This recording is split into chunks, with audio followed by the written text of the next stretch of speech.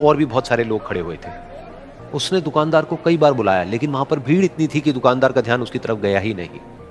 और फिर उस बच्ची को थोड़ा सा गुस्सा आया तो उसने अपनी मिट्टी की गुल्लक ले करके वहीं काउंटर पर जोर से रख दी, जिसके बाद में जो दुकानदार था और जितने भी लोग खड़े थे वो सब उस बच्ची की तरफ देखने लग गए। और फिर उस दुकानदार ने उस बच्ची से पूछा, बेटे आपको क्या चाहिए? तो वो बड़े ही भोलेपन से बोली कि मुझे एक चमत्कार चाहिए।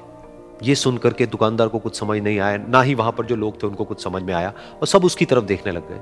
फिर दुकानदार ने बोला, बेटे चमत्कार तो यहां पर नहीं मिलता है। तो बच्ची को लगा कि वो उससे झूठ बोल रहा है, तो बच्ची ने कहा कि मेरी गुल्लक में बहुत पैसे हैं, आप बताओ आपको कितने पैसे चाहिए, लेकिन मैं आज यहां से चमत्कार लेकर के ही जाऊंगी। तो वहीं काउंटर पे एक और आदमी खड़ा था, उसने उस बच्ची से पूछा कि बेटे क्यों चाहिए तुमको चमत्कार? तब उस बच्ची ने अपनी कहानी बताई कि अभी कुछ दिन पहले मेरे भाई के सर में बहुत तेज दर्द हुआ, तो मेरे पापा मम्मी उसको हॉस्पिटल ले गए। उसके बाद कई दिन तक मेरा भाई घर नहीं आया। तो मैंने कई बार अपने पापा से पूछा, लेकिन उन्होंने मुझे कुछ नहीं बताया। उन्होंने बार बार यही कहा कि वो आ जाएगा, वो कल आ जाएगा, वो कल आ जाएगा, लेकिन वो आ ही नहीं रहा था। तो मैंने देखा कि मम्मी रो रही है, और पापा मम्मी को कह रहे थे कि उसकी दवाइयों के लिए और उसके इलाज के लिए जितने पैसे चाहिए उतने मेरे पास में नहीं है, अब उसको कोई चमत्कार ही बचा सकता है। तब मुझे लगा कि अगर मेरे पापा के पास में इतने पैसे नहीं भी हैं तो क्या हुआ, मेरे पास में तो है। तो मैंने जितने भी पैसे जोड़ रखे हैं वो सारे लेकर के मैं इस दवाई की दुकान पर आई। फिर उस आदमी ने उस बच्ची से पूछा, कितने पैसे हैं तुम्हारे पास में? ये सुनते ही उस बच्ची ने अपनी गुल्लक उठाई, जमीन पर फेंकी और तोड़ दी, और पैसे गिनने लग गई। बाकी सब लोग खड़े होकर के उसको देख रहे थे। थोड़ी देर बाद उसने सारे पैसे अपने हाथ में इकट्ठे किए और बोली, मेरे पास में पूरे 19 रुपए हैं।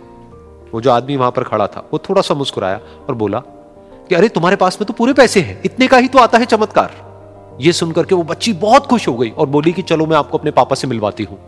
बाद में पता लगा कि वो आदमी कोई आम आदमी नहीं था, बल्कि एक बहुत बड़ा न्यूरोसर्जन था, और उसने सिर्फ 19 रुपए में उसके भाई की सर्जरी करी, और कुछ ही दिन बाद वो ठीक होकर के घर वापस आ गया। फिर कुछ दिन बाद वो बच्ची, उसका भाई, उसके पापा, उसकी मम्मी, चारों एक साथ बैठे हुए थे और बात कर रहे थे। तो उसकी मम्मी ने उसके पापा से पूछा कि अब तो बता दो ये चमत्कार आपने किया कैसे?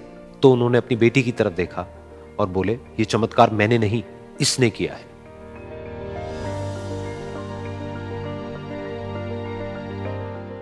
तो यहां पर एक बहुत बड़ी बात है जो हम उस छोटी सी बच्ची से सीख सकते हैं कि जिंदगी में कभी कभी ऐसा होता है कि हमको कोई रास्ता नजर नहीं आ रहा होता है और हम लोग हिम्मत हार जाते हैं। तब हमारे अंदर एक बच्चा होता है जो कोशिश करने से कभी भी पीछे नहीं हटता है।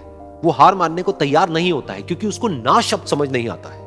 वो बच्चा जिसके लिए कुछ भी नामुमकिन नहीं है, क्योंकि वो हर हाल में कोशिश करता ही रहता है।